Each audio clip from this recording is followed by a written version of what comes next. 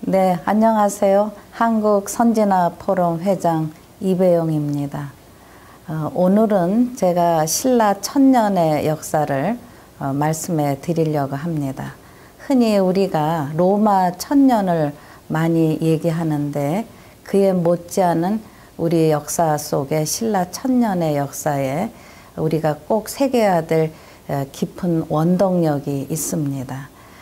그런 속에서 그 당시에 국가 사상인 불교를 얼마나 신라가 잘 바르게 받아들였고 그것이 뿌리를 내리고 또 그러면서 신라가 삼국을 통일할 수 있는 가장 큰 힘이 되었는가, 이런 말씀을 드리려고 합니다. 신라는 BC 57년에 건국돼서 935년에 이제 멸망을 합니다. 바로 경순왕이 고려 왕건에게 신라를 통째로 이제 갖다 바치면서 평화리에 합병이 됐습니다. 바로 992년간을 존속하는 동안에 그 역사의 힘이 무엇에 있었는가 하는 것도 우리가 오늘날의 역사를 통해서 볼 수 있는 교훈과 지혜라고 생각을 합니다. 우선 그 여러 가지의 이제 국가의 흥망성쇠는 무력의 강성 못지않게 또 정신적인 그런 힘이 함께 작용할 때 나라가 흥하고, 그것이 흐트러졌을 때 나라가 망하는 거 우린 역사 속에서 흔히 보아왔습니다. 우선 우리가 원시시대라든가 또 현재라든가 인간이 변하지 않는 그런 여러 가지 인간 내면의 그런 심리 그리고 갈등이 항상 존재하고 있습니다. 우선은 죽음과 삶의 갈등, 그리고 질병의 갈등, 소유의 갈등, 그리고 전쟁과 평화의 갈등, 미움과 사랑의 갈등, 이것은 지금까지도 우리가 아무리 현대사회로 들어서도 그렇게 바뀌지 않았습니다. 형태만 약간 바뀌었을 뿐입니다. 그런 속에서 초기에는 단순하게 인간이 그런 극복의 그런 틀을 어디서 찾았냐면 하늘과 땅, 그리고 그 사이에 사는 인간, 그래서 우리가 천지인의 조화의 그런 기틀 위에서 우리의 여러 가지 사상적 기반을 닦게 된 겁니다. 하늘에서는 복을 주고 땅속은 아주 어둡고 음습하기 때문에 인간에게 화를 준다는 생각을 합니다. 그래서 인간은 그 화를 물리치고 복을 얻기 위해서 중간에 매개자가 필요하게 됩니다. 그래서 주술신앙의 샤머니즘이 만연하게 되는데, 그 샤만, 이 무당이 인간에게 복을 빌어주고 화를 퇴치하는 그런 중간 역할을 하면서 거기에서 위로받고 그러면서 내일의 희망을 찾게 되는 거죠. 그러나 이것은 아주 맹목적이고 타율적인 것이기 때문에 이제 역사가 발전하고 인간의 지혜도 발달하고 하면서 이제 뭔가에 더 분명한 그리고 자율적인 의지에 의해서 자기의 여러 가지의 희망의 영역을 확보하려는 욕구가 싹트게 됩니다. 그런 속에서 들어오는 것이 불교 사상입니다. 바로 불교는 고급 종교로 교리에 의해서, 그러면서 자기 수행에 의해서 자기가 복을 찾을 수 있는, 그러면서 서로의 주변까지 어우를 수 있는 이제 공동체 신앙으로 자리 잡게 됩니다. 우선 중국에서 전래된 불교가 고구려에 우선 정착되게 됩니다. 소수리망 2년에 372년에 불교가 들어올 때 이제 거기에서 가장 왕실에서 불교를 환호하게 되는데, 그것은 호국불교입니다. 이를테면 이제 고대 국가가 발전되면서 왕과 신하, 귀족이죠. 그리고 평민, 그리고 노비, 이런 질서를 유지하기 위해서는 뭔가의 일체감이 우선 중요하게 돼요. 그래서 왕즉불 신앙, 그러니까 왕이 곧 부처다. 그러니까 왕을 받드는 신민은 부처를 받드는 우리의 신도다 하는 일체감이 조성이 돼요. 그래서 권위를 찾고 질서를 확보하게 되는 거죠. 그러니까 불교가 상당히 그 시절에 많은 그러한 환호를 하고 그러면서 이제 국가에서는 국가 사상으로 선포를 하는 거예요. 그래서 고구려가 제일 먼저 들어와서 불교가 공인되고 이제 그것이 이제 백제에서는 동진의 마라란타가 들어와서 384년에 불교를 받아들이게 됩니다.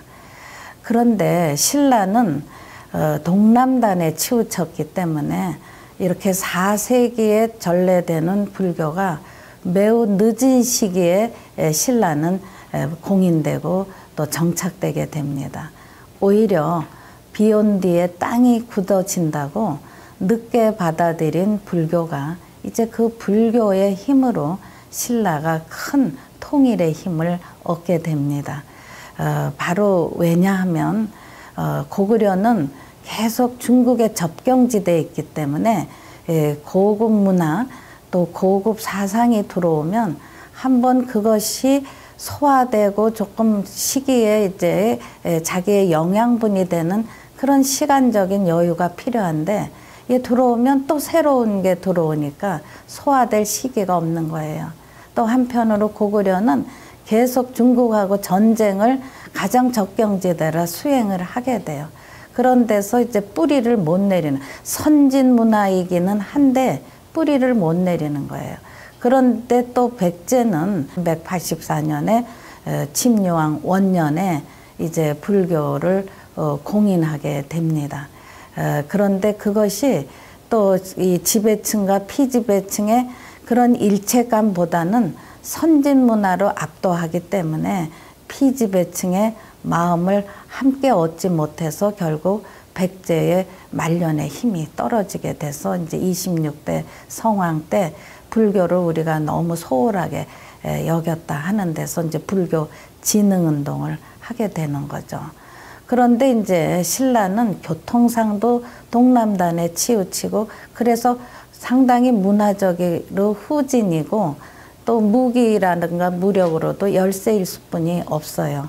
그런데 이제 그런데 비해서 전통이 계속 지속되는 거예요. 그러니까 부적적인 전통이 지속되니까 이제 단결력이 더 함께 도모할 수 있게 되는 겁니다. 그러니까 이제 아도가 돌아왔다, 묵허자가 돌아와서 불교를 전래해도 안 받아들이는 거예요. 그러니까 아무리 좋은 사상이나 종교라도 그 시대에서 그것에 대한 호응이 있고 필요성이 있을 때 받아들이는 거예요. 그래서 들어왔어도 그것이 그냥 흘러나갔다가 이제 법흥왕 때 2차돈의 순교로 이제 이 불교가 여러 가지 시련을 겪으면서 받아들이게 됩니다. 바로 이 2차돈이라고 사실 이름은 염촉이에요. 박씨고 그런데 이제 그 염의 염자가 신라말로 2차돈 해서 이제 우리는 흔히 2차돈으로 알고 있었는데 이제 왕실의 귀족으로서 이제 신라도 좀 더 고대 국가의 체계를 갖추고 또 법흥왕 때 율령도 반포되잖아요. 그럴 때 사상적인 일체감에 이 정말 불교 같은 고급 종교랑 확실한 우리가 함께 갈 수 있는 그 길을 만들기 위해서 이제 불교를 수용해야 된다. 그런 절박함 속에 법흥왕 때 이제 고언을 하는 거죠. 그랬더니 법흥왕이 이 부적적 전통을 가진 귀족들이 반대를 해서 지금은 쉽지 않다. 그럴 때 이차돈이 지금이 시기다. 그러니까 나를 죽여서라도 불교를 공인하면 나는 그것보다 더 기쁜 일이 없다 하면서 이제 순교를 자청해요. 그래서 임금께 내가 이제 이 무격신앙의 터에 사찰을 질 텐데 나는 이거를 귀족들에게는 왕이 명령했다 하고 질 것이다. 그랬더니 이제 어쩔 수 없이 법흥왕이 받아들였죠. 그러니까 뭐 절을 짓기 시작하니까 귀족들이 굉장히 난리가 난 거 아니겠어요? 그럴 때 이제 이차돈이 솔직하게 고백하기를 이거는 임금의 명령이 아니다. 나는 임금의 명령을 어기고 이 절을 졌는데 그런 데서 나를 잡아서 내 죄를 문책을 하라. 그래서 이제 법흥왕이 문책을 하고 할 때 제가 임금의 뜻을 어기고 거짓말로 귀족들에게 얘기한 그 죄를 저를 단죄해 주십시오 할 때 목을 치니까 거기에서 피가 나온 게 아니라 흰 젖이 솟구친 거죠. 그러면서 하늘에는 꽃이 휘날리고 그러면서 그 목이 남산에 떨어지는 그러면서 광풍이 불고 그런 데서 이제 이적이 행해진 거예요. 그러니까 이제 귀족들도 그 장면을 보고 하늘이 진동하고 하니까 벌벌 떨면서 우리가 이제 불교를 안 받아들일 수가 없다. 이건 필연이다. 우리의 선택이 아니다. 그런 데서 결국 이차돈의 순교로 불교가 어렵게 받아들여진 것입니다. 바로 이차돈의 순교는 527년이고 이제 불교는 528년에 국가사상으로 공인이 되게 되는 거예요. 네, 이제 불교가 법흥왕 때 공인되면서 이제 그 여러 가지 이제 사찰을 져야 되고 또 불교 신앙을 전파돼야 할 거 아니겠습니까? 그런 속에서 법흥왕 시절에 천경림, 그러니까 무격 신앙이 행해졌던 중심 터전에 이제 그걸 헐고 대왕 흥륜사라는 절을 짓게 돼요. 그래서 이제 공포를 하는 거죠. 이제 불교는 국가사상이다. 그러면서 이제 흥륜사가 신라에서 최초에 지어진 사찰인데 이 뿌리를 아주 굳건하게 다진 임금이 바로 그 다음에 24대 진흥왕입니다.